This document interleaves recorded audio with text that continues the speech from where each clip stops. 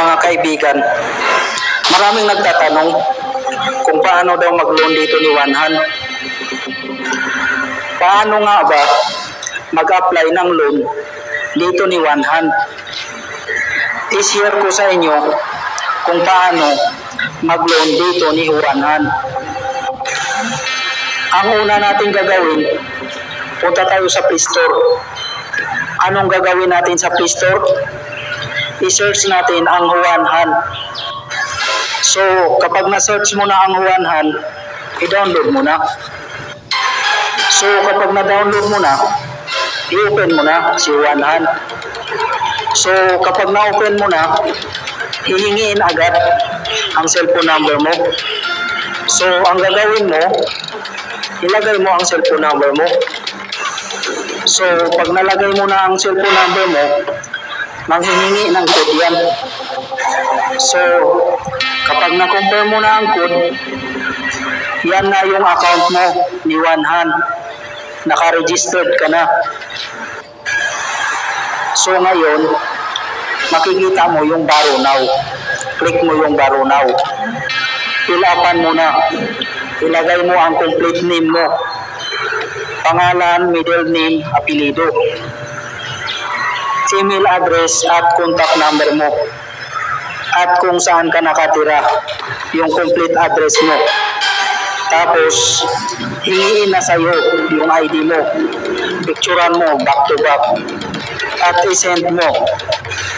Sa akin, ginagamit ko na ID, yung with ID. Pagkatapos, selfie. Click mo na yung confirm. Pagkatapos, pwede na mag-apply ng loan. Unang pwedeng i-loan, 1,000 pesos lang muna.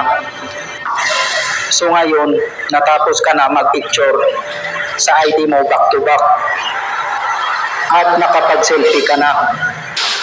So pagkatapos nun, maglabas na ng amount si Juanhan.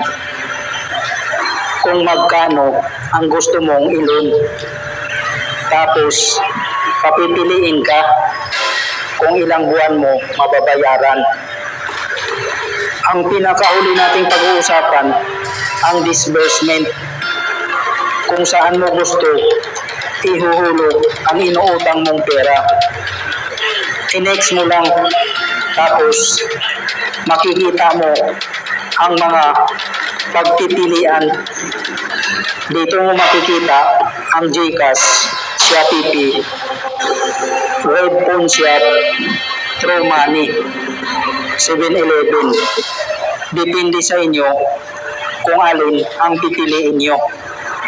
Within 5 minutes, pwede nyo na makuha ang inutang nyo kay Juanhan.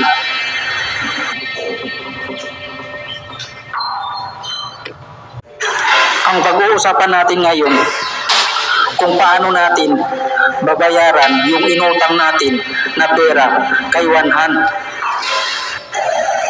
Kalimitan naman sa atin lahat, may kanya-kanyang GCash account. So ngayon, una natin gagawin, pumunta ka sa GCash mo. Open mo GCash mo. Tapos click mo yung Pay Bills. Kapag na-click mo na ang bills, mapunta ka sa search. So ngayon, i-type mo ang Skype. Tapos, lalabas 3. Una mo makikita, Skype e-commerce. Pangalawa, Skype loan. Pangatlo, Skype school. Pipiliin mo yung pangalawa, Skype loans. So, una mong makikita, lalabas, contact number. Ilagay mo, contact number mo. Pangalawa, ilagay mo, account number mo ni Juanhan. Tapos, pangatlo, amount kung magkano ipapadala mo kay Juanhan. Tapos, next mo na. Yun, nakapagbayad ka na. Wow! Ganun lang.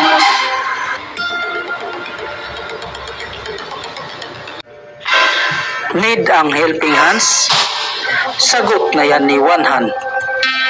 Click na ang link sa baba para makapag-apply.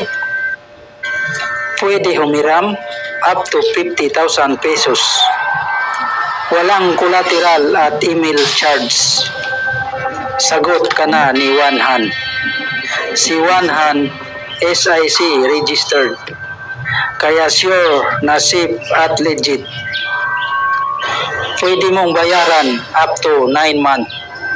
Daily interest as low as 0.025 lang.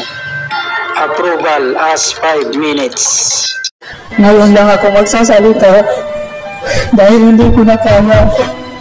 Puro kape na samantalang mo sa ibang bansa ka. Itinagpalit mo ako. Pinagsabay mo kami. Hindi mo ba alam? Sa tuwing nararamdaman ko, pinagsabay mo kami. Ng kapitbahay ko. Mahal kita. Tapos ngayon, hingi ka ng atensyon. Sabihin mo, magbalikan tayo. Mahal na mahal mo ako. Samantalang nung naghihintay ako sa boarding house, ipinagpalit mo ako. Dapat hindi ka na nangako na mabalik ka pa.